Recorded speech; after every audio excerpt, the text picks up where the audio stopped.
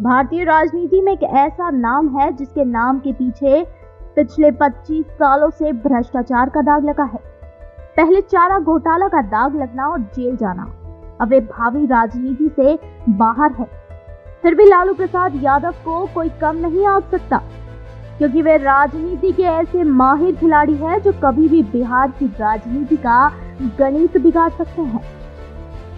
बचपन में लालू गोरे थे, गोल मटोल थे, अपने सारे भाइयों में सबसे छोटे थे, इसीलिए उनके पिता ने उनका नाम लालू रख दिया। लालू प्रसाद यादव का जन्म 11 जून 1947 को बिहार के गोपालगंज जिले के एक छोटे से गांव फुलवारिया में हुआ था। लालू की शुरुआती पढ़ाई तो गांव में ही हुई। पटना कॉलेज से लालू ने राजनीति शास्त्र में एमए किया और यहीं से उनके जीवन में बड़ा बदलाव आया। छात्र राजनीति से अपना सियासी सफर शुरू करने वाले लालू 1970 के दशक की शुरुआत में पटना विश्वविद्यालय छात्र संघ के महासचिव बने। इसके बाद वह छात्र संघ के अध्यक्ष बने। वर्ष 1974 में बिहार और गुजरात में तत्कालीन इंदिरा गांधी सरकार के खिलाफ जोरदार आंदोलन हुए। इन आंदोलनों में लालू का कद बढ़ा और यह बात व्यापक रूप से मानी जाती है कि लालू ने ही उस वक्त राजनीतिक संन्यास का जीवन बिता रहे समाजवादी नेता जयप्रकाश नारायण को रजामंद कराया कि वह छात्र युवा संघर्ष वाहिनी के आंदोलन का मार्गदर्शन करे। छात्रों के आंदोलन ने जोर पकड़ा और 25 जून 1975 को देश में आपातकाल लागू होने के बाद यह देश के विभिन्न कोनों में फैल गया। आंदोलन की परिणति 1977 में केंद्र में पहली गैर कांग्रेस सरकार के निर्माण में हुई। उस वक्त लालू 29 साल के थे। उन्होंने पहली बार 1977 में लोकसभा चुनाव जीता।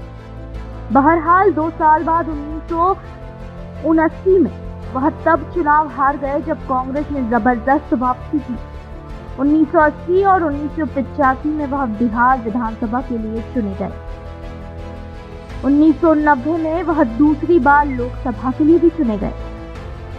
तब बोफोर्स घोटाला के खिलाफ देश भर में कांग्रेस विरोध लहर थी और वीपी सिंह ने नेशनल फ्रंट सरकार बनाई थी। अगले ही साल 1990 में बिहार विधानसभा चुनाव में जनता दल को जीत मिली। तब वीपी सिंह ने मुख्यमंत्री के पद के लिए रामसुंदर दास का पक्ष लिया था, जबकि चंद्रशेखर रघुनाथ झा के पक्ष में थे। ऐसे में लालू ने हरियाणा के तत्काल मुख्यमंत्री चौधरी देवीलाल को इस पद के लिए आंतरिक चुनाव कराने पर रजामंद कराया। कर्पूरी ठाकुर के निधन के बाद विपक्ष के नेता बने लालू का मानना था कि इस पद पर उनकी स्वाभाविक दावेदारी है। उन्हें इसमें जीत मिली और उन्होंने बिहार की कमान संभाली। इसके बाद लालू ने कभी मुड़कर नहीं देखा। इसी बीच भाजपा के बाहरी समर्थन से गठबंधन सरकार का नेतृत्व कर रहे वीपी सिंह ने मंडल आयोग की रिपोर्ट पेश कर दी और अन्य पिछड़े वर्ग के लिए 27% के आरक्षण की घोषणा कर दी। यह जनता दल के पक्ष में ओबीसी वोटों को मजबूत करने और हिंदुओं के बीच भाजपा के बढ़ते प्रभाव को रोकने की एक कोशिश थी। इसके साथ मंडल बनाम कमंडल की राजनीति की शुरुआत हुई। जब भाजपा नेता लालकृष्ण आडवाणी ने राम मंदिर के निर्माण के मुद्दे पर 1990 में रथ यात्रा निकाली थी, तो लालू ने बिहार के समस्तीपुर में उनका रथ रोका और आडवाणी को गिरफ्तार कर लिया। उससे उन्हें 1989 के भागलपुर दंगे से स्तब्ध मुसलमानों का व्यापक समर्थन मिला। अब मुसलमानों और ओबीसी का कांग्रेस का विशाल जनाधार लालू के साथ था और उन्होंने वस्तुतः किसी जागीरदार की तरह बिहार पर राज किया। उन पर अपराध और अराजकता को बढ़ावा देने के आरोप भी लगे। उनके विरोधियों ने उन पर जंगल राज के आरोप लगाए, लेकिन लालू ने मोहम्मद शाहउद्दीन और पप्पू यादव जैसे लोगों की खुली हिमायत की।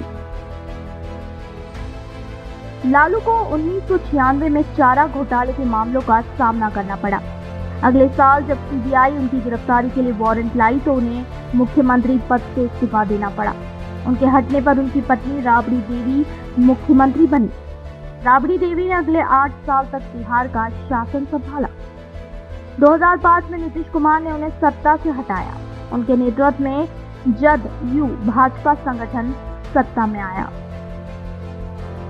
बहरहाल बिहार की सत्ता हाथ से निकलने के बावजूद लालू ने राष्ट्रीय राजनीति में एक मुकाम बना लिया था। 2004 में उनकी पार्टी राजद ने लोकसभा के लिए बिहार की 40 में से 22 सीटों पर कब्जा जमाया और मनमोहन सिंह के नेतृत्व वाली सपरंग एक सरकार में हिस्सा लिया। राजद उस गठबंधन का दूसरा सबसे बड़ा दल था। लालू सरकार के रेल मंत्री बने। उन्होंने रेल मंत्री के रूप में अपने पूरे कार्यकाल में रेल बजट में यात्री भाड़ा में कोई भी इजाफा नहीं किया।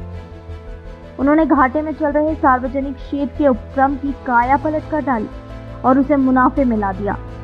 बहरहाल उनके बाद रेल मंत्री बनी ममता बनर्जी और साथ ही सीएजी ने उन पर रेलवे के वित्त की भ्रामक तस्वीर पेश करने का आरोप लगाया। उनकी इस काया पलट प्रयास पर उन्हें आईवी लीग के अनेक स्कूलों में आख्यान देने के लिए बुलाया गया। उन्होंने हिंदी में अपने जाने माने अंदाज में वहां अपनी बात रखी। बहरहाल 2009 के लोकसभा चुनाव में उनकी पार्टी महज 4 सीट ही जीत पाई। 2010 के विधानसभा चुनाव में उनका कद और भी छोटा कर दिया। राजद को महज 22 सीटें मिली थी, जो उसका अब तक का सबसे खराब प्रदर्शन था। ऐसा लगता था कि इस कद्दावर जननेता के खराब दिन आ गए हैं। एक के बाद एक उनकी परेशानियां बढ़ती जा रही थी। 2013 में उन्हें चारा घोटाला मामले में दोष सिद्धि के बाद उन्हें चुनाव लड़ने से अयोग्य ठहरा दिया गया। वर्ष 2014 में लोकसभा चुनाव में मोदी लहर एक तरह से राजद के लिए वरदान साबित हुई। उनके राजद को 4 सीटें मिली और नीतीश के जदयू को 2।